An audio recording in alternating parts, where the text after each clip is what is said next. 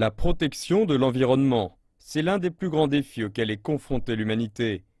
Conscient de ce problème, le gouvernement chinois et les acteurs majeurs de l'industrie automobile s'attellent à promouvoir les énergies propres.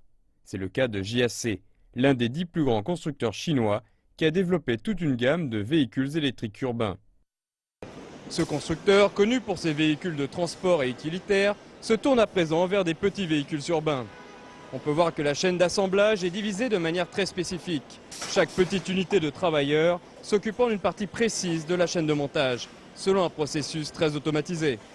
Depuis 2010, notre entreprise sort chaque année une nouvelle génération de véhicules à nouvelles énergies. En 2016, nous avons sorti la 6e génération et cette année-là, nous avons vendu plus de 18 500 véhicules. En 2020, nous prévoyons de vendre 200 000 véhicules à nouvelles énergies. Et en 2025, les véhicules à énergie alternative représenteront plus de 30% de l'ensemble des véhicules vendus.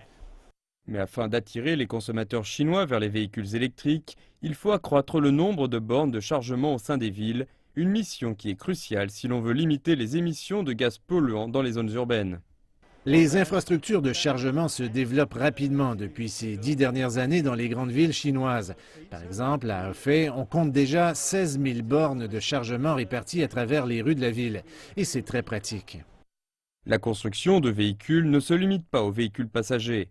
Zoomlion est le plus grand fabricant chinois de machines de construction et développe toute une gamme de machines agricoles. Les entreprises chinoises de construction de machines agricoles se développent de plus en plus vers l'étranger. Par exemple, cette compagnie a connu une augmentation de 50% de ses exportations cette année à destination de l'Europe, de l'Asie du Sud et de l'Afrique. En Afrique, par exemple, ce genre de machine permet une augmentation substantielle de la production agricole.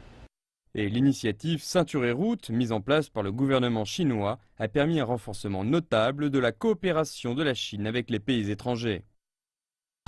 Dans le cadre de l'initiative Ceinture et Route, la Chine coopère au niveau des capacités de production avec d'autres pays. En Biélorussie, un centre de coopération pour les capacités de production a été construit et nous sommes en train d'en construire d'autres dans plusieurs pays, comme par exemple en Serbie, en Turquie et en Éthiopie.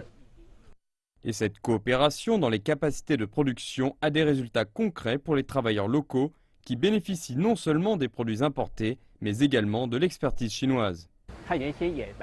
En Éthiopie, nous avons rencontré un paysan qui ne savait pas utiliser notre machine agricole et qui avait perdu de l'argent. Grâce à cette base de coopération, on lui a appris à utiliser et à entretenir cette machine. Après un an, la machine a eu un petit problème et notre équipe a réussi à la réparer en une journée. Il nous a exprimé chaleureusement sa reconnaissance lorsque nous sommes revenus 2 ans après. À travers l'initiative Ceinture et Route, de plus en plus d'entreprises chinoises établissent des coopérations avec des pays étrangers et exportent leurs produits ou savoir-faire technologiques. Les constructeurs chinois de véhicules ne sont pas en reste et sont maintenant des acteurs à part entière sur les marchés internationaux.